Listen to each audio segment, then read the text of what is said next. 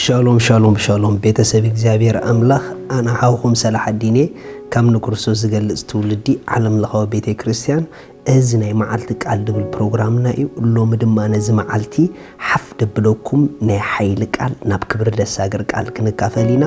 ንጎ ሰዓት 5 ይዝወርድ ንጎ ተሲኹም ነዚ ቃል ዝተኻፊልኩም አእምሮኩም ብጥዑይ ቃል ሓጺብኩም ነፍስኩም ብጥዑይ ቃል መሊእኩም መንፈስኩም ብጽቡቅ ቃል አሐዲስኩም ንመዓልትኩም እተዋ ኢየሱስ ንዘልዓለም ጎይታ እዩ ሎም ንካፈሎ ቃል ከምዚ ይብል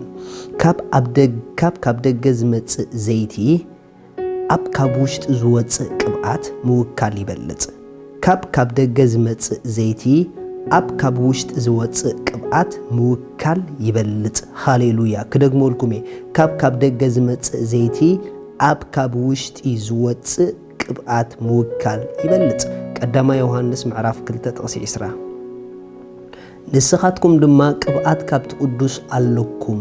ንኹሉውን ትፈልጥዎ ኢኹም ብጣዕሚ ዝገርም ሓድሽ ኪዳን ካብ ብሉይ ኪዳን ኣዝዩ ፍልይ ዝበለ ኪዳን እዩ ሪኢኹም ኣብቲ ብሉይ ኪዳን እቶም ንቅብኡ ዘገልግሉ ዝነበሩ ብነገስታትን ብክህነትን ብነቢይነትን ደረጃ እግዚአብሔር ንዖም እንዳፈለየ ይቀብኦም ነይሩ ኣብታ ሓድሽ ኪዳን ግን ስለ ቅብአት ክንዛረብ ከለና ቅብአት እግዚአብሔር ናብ ምን መጽእ እንተዳኢልኩምኒ ናብ ኣካል ክርስቶስ ቅብአት ኣምላኽ መጽኡ ኣካል ክርስቶስ ቅብአት እያ ኣካል ክርስቶስ ከዓ ኩሎም እቶም ብክርስቶስ ኣሚኖም ዳግም ዝተወለዱ እዮም ስለዚ ኣብ ነብስ ወከፍና ብክርስቶስ ኣሚንና ዳግም ዝተወለድና ካብቲ ቅዱስ ቅብኢ ኣብ ውሽጥና ኣለና እዚ ማለት ብመንፈስ ቅዱስ ኩልና we are anointed ኣብ ውሽጥና ዝተቀመጠ ድሰርሕ ዝዓይ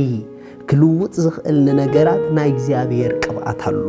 እቲ ኣዝዩ ደሕዝነኩም ኣብዚ ጊዜና ኣብዚ ዘመንና ዝፍጸም ዘሎ ግን ኣብ ውሽጦም ነዚ ቅብአት ዝተሰኪሞም ነቲ ምንጭ ሁሉ ቅብአት ዝኾነ መንፈስ ቅዱስ ኣብ ውሽጦም ተሰኪሞም ካብ እሱ በኦም ሓሊፉ ክሰርሕ ምእማኖም ብደገድ ተጸሊሉ ዝመጸ ዘይቲ ካብኡ በብቁርብ እንዳገበሩ ክጽልዩ ንዕኡ ይኣምኑ እቲ ዝሕዝን ነገር እዚ እዩ ናብቲ ደገ ዘሎ ዘይቲ ጥራሕ ብምጥማቶም ነቲ ናይ ውሽጥ ዘይቶም ከምደይ ሰርሕ ገይሮም ነው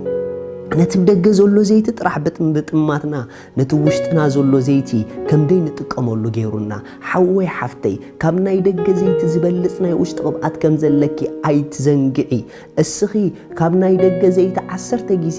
ብኡ ክትነብር ኣይተጸዋዕክን ንዓኺ ዘንብረክ ቅብአት ኣብ ውሽጥኺ እዩ ዘሎ ብልክዕ እግዚአብሔር ብዘይቲ ይሰርሕ ዲ እወ ይሰርሕ ብኽዳን ይሰርሕ እወ ይሰርሕ ብማይ ይሰርሕ እወ ይሰርሕ ነገር ግን ከምዚ ሓደ ቅዱሳን ንገብሮ ዘይቲ ተራሙዝ በብጸሊና ንዕኡ እንዳቃመምና ብኡ ጥራሕ ክንሐምም ኮለና ዲዩ ገለ ነገር ክንኮን ኮለና ዲዩ ኣብቲ ዘይቲ ጥራሕ ትውክልትና ጌርና በቲ ዘይቲ ክንነብር ግን ብኸምዚ ዓይነት መንገዲ መንፈስ ቅዱስ ኣይሰርሕን እዩ ኣብ ዝተወሰነ ጊዜን ንዝተወሰነ ነገርን ብዕላማን ብዘይቲ ሓሊፉ ስሩሑ ክሰርሕ ክእል እዩ ነገር ግን ትውክልትኺ ኣብኡ ኮይኑ ብኡ ክትነብር ግን እግዚአብሔር ኣይሰርሕን እዩ ትውክልትኺ ኣብቲ ውሽጥኺ ዘሎ ዘይቲ ኮይኑ ኣብቲ ውሽጥኺ ዘሎ ቅዱስ ቅብአት ኮይኑ በእዳውኪ ቅብአት ከም ዝሓልፍ ኣሜንኪ ኣእምሮኺ ተሓዲሱ ብምሕዳስ ሓሳብኪ ተለዊጥኪ ናይ ቅብአት ናብራ ክትነብር ግን እቲ ናይ ደገ ዘይቲ ዘይኮነ ዘኽእለኪ ነቲ ናይ ውሽጢ ዘይቲ እንድሕር ተኣሚንኪ እዩ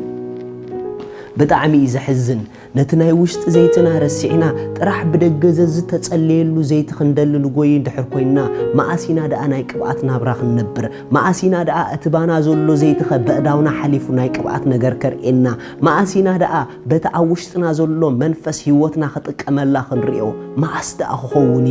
እዚ ነገር እዚ ክኸውን መታን ኣሕዋተይ ናይ ልብና ጠመተ ካብ ናብ ደገ ንላዕሊ ናብ ውሽጢ ንምለሶ ነቲ ውሽጥኩም ዘሎ ቅብአት ንዕኡ እመንዎ እሱ በኣኹም ከም ዝሰርሕ እመኑ ምኽንያቱ እቲ ጽሑፍ ኮሚ ዝብል ኩሎም ኣካላት ዘበሉ ይሰርሕኦም ናይ ግድን ንስኺ ድማ ኣካል ናይ ክርስቶስ ኢኺ በቲ ውሽጥኹ ዘሎ ቅብአት ክትሰርሕ ግዴታ እዩ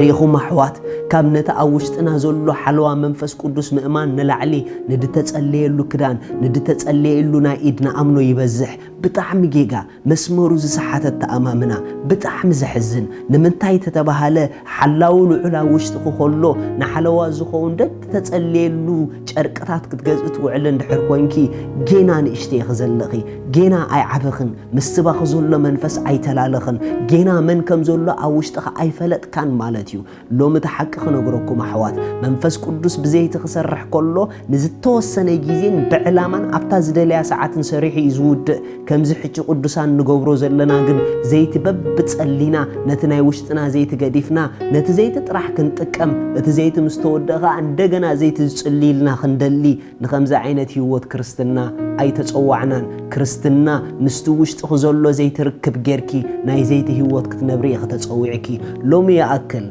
ننكح لومي أكل ننكح كباب شركي كباب ناي إيد أبتو وشتنا زلو قدوس كبات انت تأمنا يحشنا we are new creation ناي حدش تفترة هيوت إذا زبلوكم زلو غيو إذا حدش كيدانيو حدش كيدان زيتنا أوشتنا له حدش كيدان كباتنا أوشتنا له حدش كيدان حلوانا أوشتنا له نحلوانا منم شركي عيد لينانيو نحلوانا منم استتسليلو ناي إيد عيد لينانيو نو حلوانا أوشتنا زلو منفس قدوس نعو مؤمان ترح يزد لينا نتوشتنا زلو كبعات أملاخ نعو مؤمان ترح يزد لينا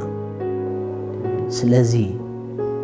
رأيوه زن كل اندمس أخم من عمتات أبزيت ترمز ترح عند توكلكم أبي بتيحكم أتوم أبزيت وشت أم دتأمنوا جن أبي بتيحهم بهوتكم جيركم نقول له رأيوه أنت دا أدمس أخم موجودنا نويح زي خيدكم لوتوه نبتتخكلين يا جودنا لو مجمروه مستوشت خزول له زيتي تلالي مسؤو جزيه وسدي كاب ناي ترمز زيتي ناي وشت خقبات يبلت نعو أنت تأمينكي ناي قبعات نابرا كتنبريخي كتنبريخا أملاخ سماي مس كلكم يو سلازي لو من قويتانا يسوس كريستوس أبي هيوتكم وسينكم دي تقبلكم مو بليز معالت مدحان لو مئة وسينكم نقويتا تقبلوه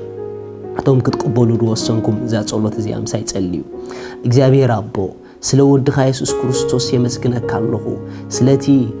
سلي زموت إيسوس يمسكنا كاللغو يأمن اللغو إيسوس كريستوس أمسك السلي كم تسأله عدا حتى كله كم زخفلو كم زموت اللي بسالسيت معالتي أملاح كم موتات كم زتون سؤو يأمن اللهو كابزا ساعات زيئة نإيسوس كريستوس بمأماني ولود أملاخي منفس قدوس يقبلك اللهو بأمنات آمين أملاخ بارخكم بزب تحت زولو كونتاكت قبورنا كنرخبكم هنا تبارخو آمين